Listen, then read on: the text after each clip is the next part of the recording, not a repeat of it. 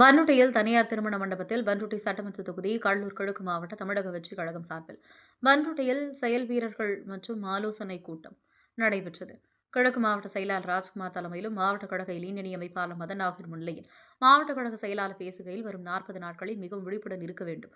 வரும் சட்டமன்ற தேர்தலில் வாக்கு சேகரிக்க ஆண்களை விட பெண்கள்தான் வாக்காளர்களின் வீட்டிற்கு சென்று வாக்கு சேகரிக்க வேண்டும். எதிர்க்கட்சி நிர்வாகிகள் ஓட்டுக்கு 2000 முதல் 5000 ரூபாய் வரை விலை பேசுவார்கள்.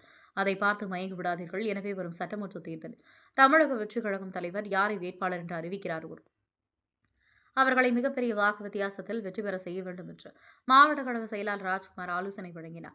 இதில் மாவட்ட துணை செயலாளர் காயத்ரி, நகர ஒன்றிய செயலாளர் பிரேம், மகேஷ், சுபாஷ், கோஷாந்த், புகழ், நவீன், இளையராஜா, மணிகண்டன், விக்னேஷ், கார்த்தி, தீர்த்தமலை, சதீஷ், சலாம், மகளிரணி தையல் நாயகி, மல்லிகா, விஜயலட்சுமி ஆகியோர் 1000க்கும் மேற்பட்ட நிர்வாகிகள் கலந்து கொண்டனர்.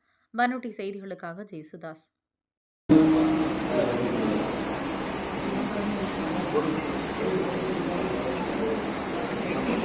கோவிந்தவர்களே, துணைப்பாடு தலைவர் தளபதி அவர்கள் தேர்தல் கருத்துக்கள். அதனாலே யாருக்காவது அந்த நிகழ்ச்சி இருக்குமா? ஒட்டுமொத்த தமிழக அரசியல் கட்சிகளும் தலைவரை எழுத்து நிற்கிறாங்க சொன்னா, அப்ப தலைவர் எவ்வளவு பேச்சா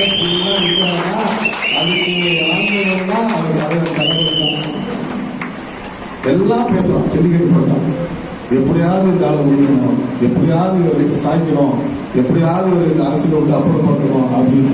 ஆனால் மக்கள் தளபதி அவர்களை எப்போதும் அப்புறப்படுத்த மாட்டார்கள். எப்போதும் வீட்டுக்கு ஒரு வாக்கு, 2 வாக்கு தளபதிக்கு அளிக்க மக்கள் தயாராக விட்டார்கள் என்பதை நீங்கள் நினைவு வைத்துக் கொள்ள வேண்டும். அதனால என்னுடைய தம்பிமாரெல்லாம் என்னை புரிஞ்சுட்டு அதெல்லாம் அதை வந்து சரி, எப்போதும் நம்ம தம்பி தானே புரிஞ்சு பாருங்க, நம்ம கூட பயணிக்கிறாங்க, அதனால நம்ம கஷ்டம் தெரியுதுனால தான் நான் அதை திட்டமிட்டு காலம் கடந்துருது.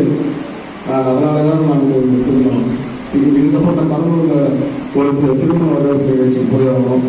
அரசியல் என்றாலே உங்களுக்கு தெரியும், நம்மளுக்கே ஒரு கஷ்டம்னா நமக்காக இந்த கலைப்பொழியை விட்டு நம்மளோட மக்களுக்காக வருகின்ற தலைமுறைக்கு எவ்வளோ விமர்சனங்கள் அவர் மேல இன்னைய வரைக்கும் விமர்சனம் தான். கட்சி ஆரம்பிச்சிருந்து வேற எந்த தலைவனும் இந்த அரசியலை விட்டு ஓடிடுவான். ஆனால் என் தலைவன் மக்களுக்காக தலைவர் தான் நம்மளுடைய தலைமை. ஆகினாலே